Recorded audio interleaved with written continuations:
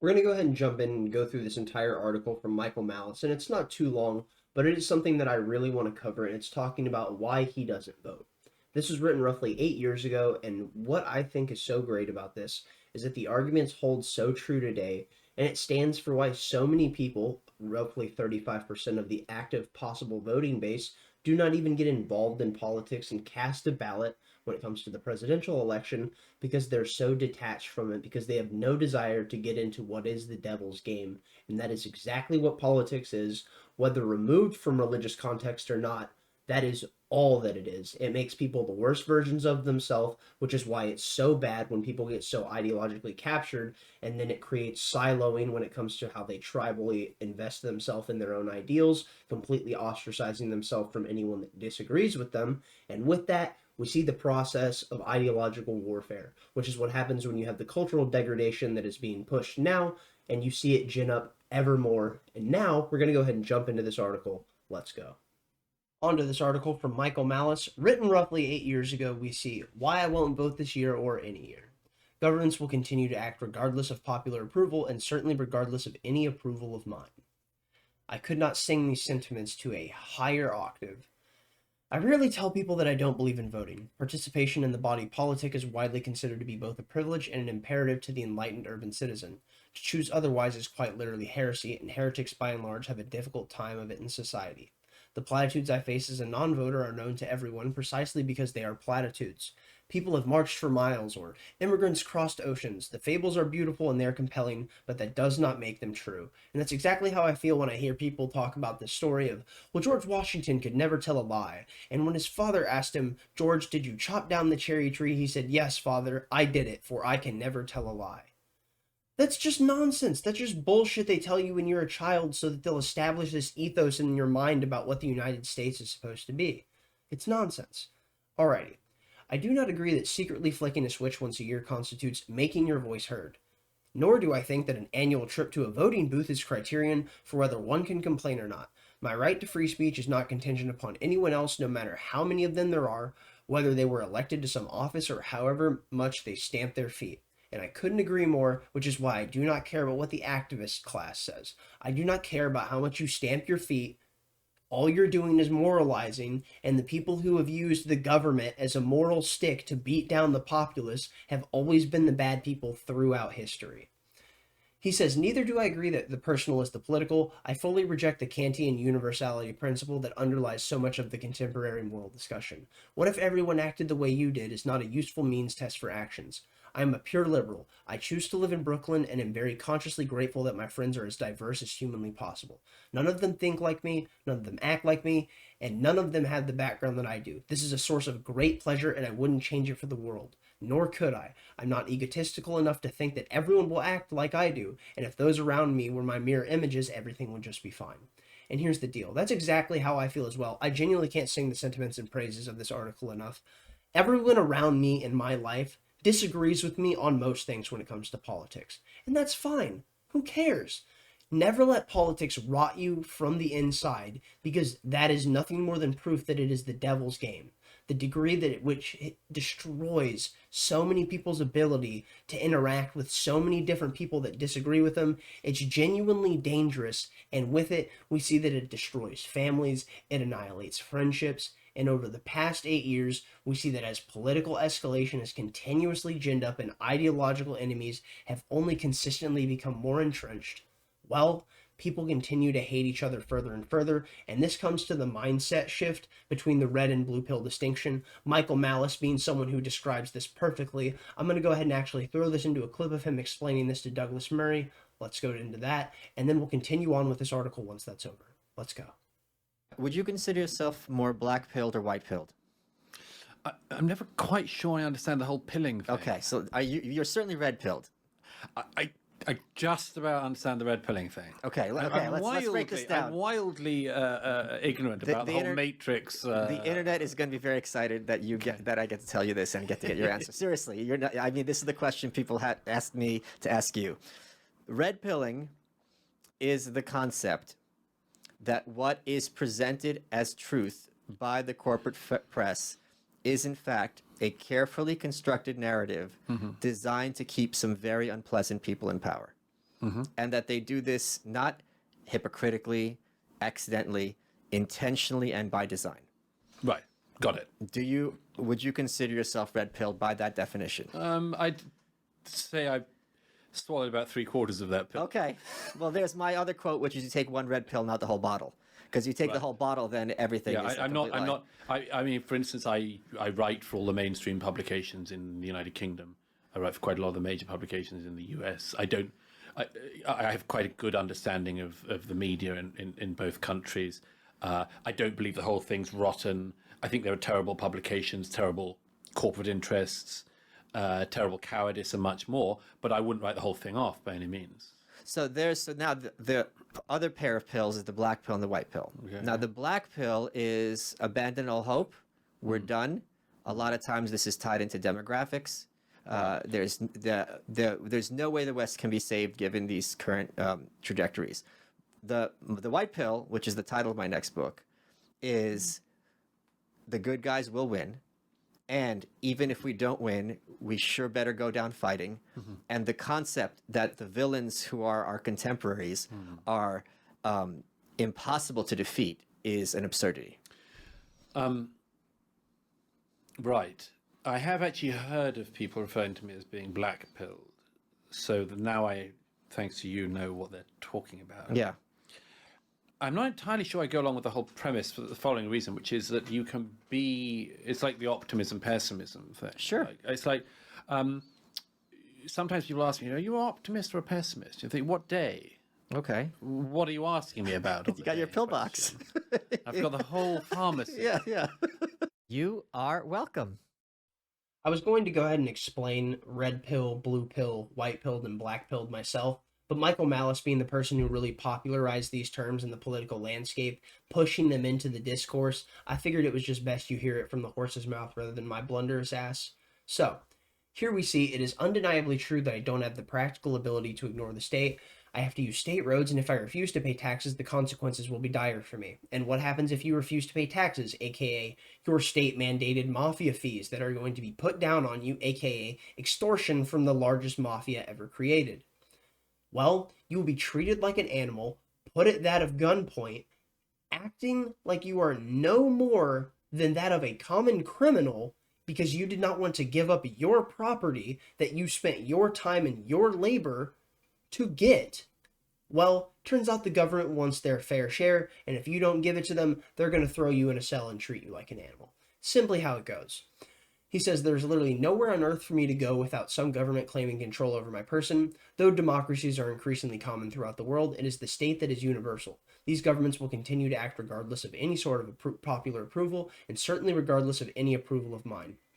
And you saw this happen with so many different things that are going on, and a perfect example right now would be funding for Ukraine. So many people across the country would not be okay with sending their tax dollars to go fund Ukraine, but that doesn't really matter. The government's going to consistently do it, and they're going to print more money and devalue your dollar through inflation because of the fiat structure that we have for our economic system, because Jerome Powell, as the Fed chair, just wants to allow the money printer and the Federal Reserve to just go burr and endlessly print money so we can go ahead and fund endless wars abroad that will destroy our country, because we will be expanding an empire so far out that we will be stretched so thin that we will have no capacity to stand on our own 2 feet. All right. Moving on, state action proceeds independently of any democratic justification. The purest example of this could be seen during the 2012 Democratic Convention. The Los Angeles mayor sought to amend the party platform to include a reference to God and the acknowledgement of Jerusalem as Israel's capital. He put the edit on the convention floor, seeking to approve the change via acclamation. Having failed to receive the outcome he sought, he asked for a revote. Then he tried again. Finally, he simply pretended that those in the audience, unanimously Democrats, had agreed with him. George W. Bush did the same thing when he sought United Nations authority to invade Iraq in 2003. Having seen the votes were not there, he simply grounded his invasion in earlier resolutions. And this is exactly what government does. It does not matter what you want. They will always switch up the narrative and change it up to reach their end goals, pushing the goalpost further and further, inch by inch, as long as they can reach the metrics that these Machiavellian masterminds and these blunderous bastards that are in the State Department continue to promulgate when they push all of these things that consistently destroy the economy, the culture, the populace, and our base at home. The fact that we have so many evil and despotic people running our government, and the people of the United States of America are sitting there acting like, well, they just need to keep voting for the better of two evils, is actually going to save anything when you're actively choosing to put evil in power, really says something about your revolutionary spirit and the fact that it has been diminished to such a degree that it is honestly depressing. And this is something that I really think comes down to the whole Roman ideal of what it means for bread and circuses. Well, if you can pacify the populace, then they will never revolt. And what we are in now is a modern 1776 moment. And with that, I think it's time people really start acting like it, because the tree is thirsty. Alrighty, George W. Bush did the same thing when he sought United Nations authority to invade Iraq in 2003. Having seen the votes were not there, he simply grounded his invasion in earlier resolutions. A party platform is a minor matter. War, solely government's purview, is far more serious. Yet in both cases, the vote was a formality, an ex post facto justification for an organization to do whatever it intended to do anyways. I am not someone who thinks he is making a difference by voting once a year. I was born in the Soviet Union, and my personal history led me to devote the last 2 years of my life educating the public about the horrors of North Korea. If you're not familiar, Michael Malice has a book called Dear Reader. It is about the history of North Korea and the process that all of the nasty shit that the people that have to suffer through the totalitarian hellscape that is brought down by the Kim family, that is sadly something that these people have to live through every single day. It's a book that's well worth your time. I should honestly reread it.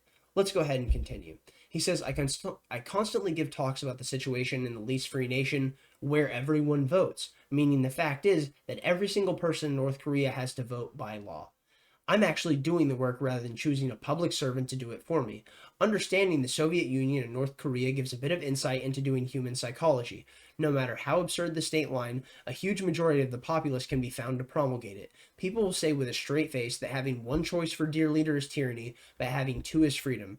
Is it that the second choice on the ballot really is that much of a qualitative difference? And I would argue no, it's not. And this is where we have the mindset of what happens when we have the uniparty in today's day and age with the political process that we live under.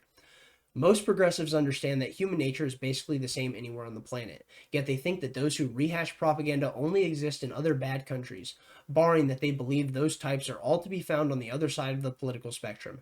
After all, the other side is where the evil, crazy people reside, those who want what's worst for everyone. And that's absolutely true. He nails it. This is the problem of people who are so ideologically, tribally segmented, that are siloed off from everyone, and they have no ability to talk to anyone they disagree with because they think they're nothing more than the people that are on the wrong side of history. And if you think the people that are your ideological opposition are on the wrong side of history, well, then I'd argue you would say that you could make any justification for doing anything to them that you want, as long as it is that you defeat them.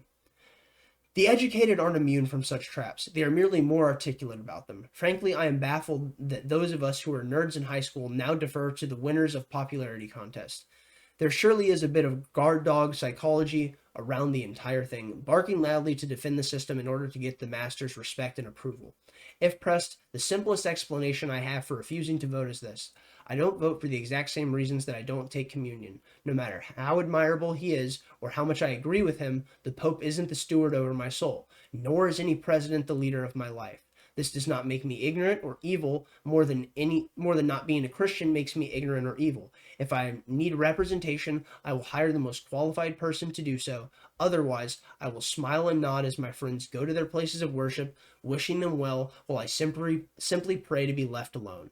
And the thing that I love that he ends this with is talking about his friends going to their places of worship, because that is absolutely what happens when people go to drop their vote in, because they're going to go put their ballot for the sacred bastion of democracy. And you saw this with January 6th when they went after the J6 protesters. And what did they do? They went after them and they said, they attacked our democracy, our sacred democracy, the sacred Capitol building. Well, I don't know if you know something, but a sacred building and a sacred institution is that of religious speak. And that's because these people invaded the religious church of the war criminals. They thought it was the people's building paid for by the people's taxes, but what it really is the government's building, which is the largest mafia on earth, which means they paid for that building by extorting you and getting free revenue. All right, I'm going to go ahead and jump in, read the back of this book right here. This is from Michael Malice. This is The White Pill. This is his most recent book. I cannot recommend it enough. Please go get a copy. It is absolutely fantastic. I will leave the trailer linked in the description below for The White Pill. Please go watch it after this. It's fucking amazing. It's 5 minutes. It genuinely hits my heart in a way that's hard to put to words. And I'm decently articulate, although I'd argue I just talk too much rather than being someone who's worthy of listening to. But nonetheless, let's go ahead and jump in. Once upon a time, the Russian Revolution was red as blood. The Bolsheviks promised that they were building a new society, a workers' paradise that would change the nature of mankind itself. What they ended up constructing was the largest prison that the world had ever seen, a union of Soviet socialist republics that spanned half the globe. It was a country where people's lives meant nothing, less than nothing, and they knew it. But no matter what atrocity the Soviets committed, the secret police, the torture chambers, the show trials, the labor camps, and the mass starvation, there was always someone in the West rushing to justify their bloodshed. For decades, it seemed perfectly obvious that the USSR wasn't going anywhere until it vanished from the face of the earth gradually and then suddenly. This is the story of the rise and fall of that evil empire, and why it is so important for the good to never give up hope. This is the white pill. And the white pill is the fact that the government and the evil people that run the machinations of this world will not win in the end. And no matter what, if it is due that they are going to be the people who are the heralds of this earth and they do take it and they do win, well, there is no reason that we should go down without a fight. I'm going to go ahead and drop it off with one more quote from this book, and then I'm going to leave it there. All I maintain is that on this earth there are plagues and there are victims, and it is up to us so far as possible not to join forces with the plagues. Albert Camus. This is the quote that starts off the book, and I want to let it be known that the people in government and the people who operate within the political and journalist class are nothing more than the plague. Thank you for watching if you got this far. Thumbs up if you liked it, thumbs down if you didn't. Tell me where I'm wrong in the comment section down below. I'm not really a fan of voting. I'm 26, about to turn 27 this year, and I've never voted. I've had multiple opportunities to do so. I've voted in local elections, but never state, never federal, because realistically, it's statistically irrelevant, and I don't trust the government, and the government doesn't speak for me. So why is it that I would cast a ballot for one of these tyrants to be a voice for me when I can go ahead and be a voice for myself? Thanks for watching if you got this far. Stay lovely, stay great. Peace out.